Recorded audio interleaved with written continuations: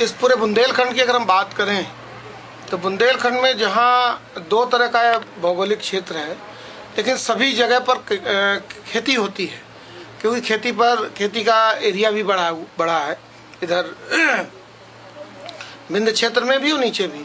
लेकिन जो इस समय मनरेगा के आने के बाद जो खेती पर दिक्कतें आई हैं, एक तो मनरेगा के कारण लेबर महंगा हो गया खेती का, तो आज की तारीख में किसान जो है उतना लेबर दे नहीं पा रहा है जितना उसको देना चाहिए, क्योंकि उसका प्रोडक्शन बहुत कम है।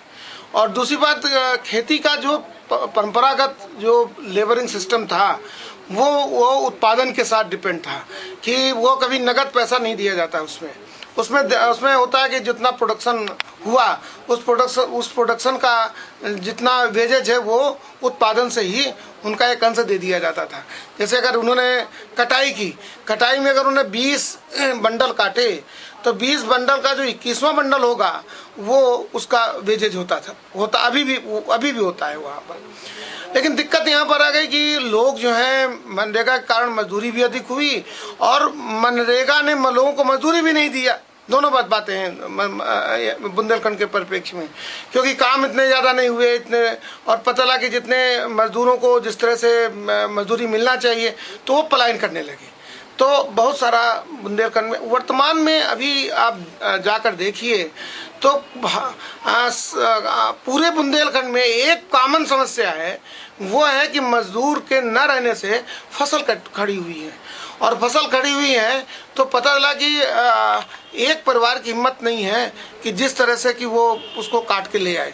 प्राकृतिक आपदा इस तरह है कि हर दिन मौसम जो है चेंज होता चला जा रहा है। ये कहना चाहते हैं कि मनरेगा की वजह से जो खेत के मजदूर थे वो मनरेगा की तरफ शिफ्ट हुए और बाद में मनरेगा भी असफल हो गई और वो पलायन करके बाहर जाने लगे। इस समय मनरेगा का भी काम वहाँ पर नहीं मिल रहा है। वहाँ पर तो मनरेगा ने पहले खेती से मजदूरों को अलग किया और बाद में मनरेगा के फेल होने के बाद वो मजदूर ना खेती के रह गए ना मनरेगा के रह गए। और दूसरी बात ये कि जो युवा वर्ग है वो खेती पर आना नहीं चाहता है। तो सबसे बड़ा चैलेंज जो सरकार के लिए है कि वो इस जो प्राकृतिक आपदाएं हैं, जिस तरह से प्राकृतिक आपदाएं, सरकार का विकास का जो मॉडल है, एक तरफ आप पहाड़ तोड़ रहे हैं, एक तरफ आप दोहन करा रहे हैं और दूसरी तरफ आप सोचते हैं कि प्रकृति हमारे साथ होगी। हमें तो नहीं लगता प्रकृति साथ होगी। और जब प्रकृति साथ नहीं होगी तो कैसे खेती होगी?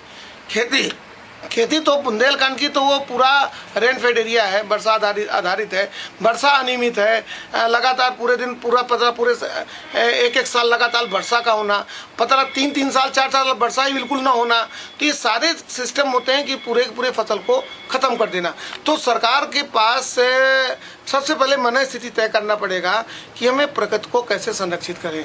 हम गाँव को गाँव बना के रखना चाहते हैं कि गाँव को शहर बना के रखना चाहते हैं। जो शहर अगर बनाने की हम बात करेंगे तो पता चला कि पूरे एक शहर में कम से कम 200-250 गाँव चले जाएंगे, तो खेती का कोई मतलब नहीं रह गया।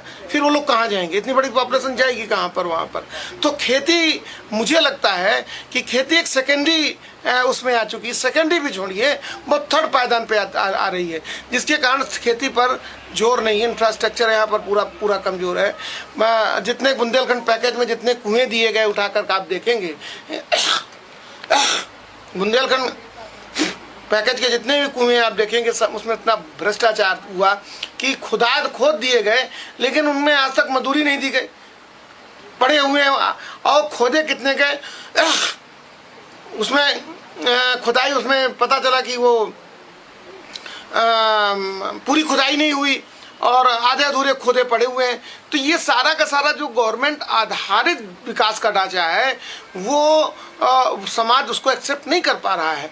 समाज आधारित विकास का ढांचा कैसे हो, इस पर बात करने की जरूरत है। और जब तक ये बात नहीं होगी कि पंचायत के सारे लोग जो समस्याग्रस्त लोग हैं, जिनको हम वो यूजर ग्रुप जब बैठ के बात करेगा और जो निर्णय लेगा, अगर उसको पंचायत माने तब पंचायत का असली स्वरूप होगा कि पंचायत विकास करना चाहिए। आप ये कहना चाहते सरकार की जो सबसे बड़ी चुनौती ये होगी कि किसान जो है उसके लिए खेती फायदे का सौदा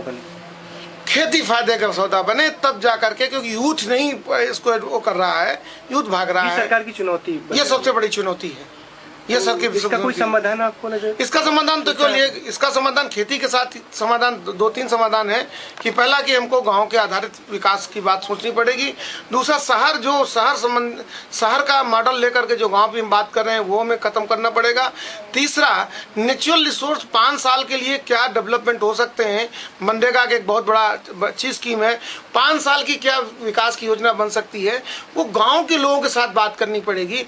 और जितने भी कम्युनिटी परिसंपत्तियां हैं, सामुदायिक परिसंपत्तियां हैं, उसमें जो समुदाय, जो समाज उसका यूज कर रहा है उसको ओनरशिप देनी पड़ेगी संचालन रख रखाव की। तब मुझे लगता है कि बात समझेगी। और जो दृष्टिकोण होगा वो हमारा प्राकृतिक संसाधन के आधार पर होगा, तभी हम खेती पर बात कर सकते हैं। जब प्राकृतिक संसाधन हमारा दृष्टिकोण ही नहीं रहेगा तो खेती पर बात करना, खेती पर इन्वेस्टमेंट करना कोई गलत बात लगती है।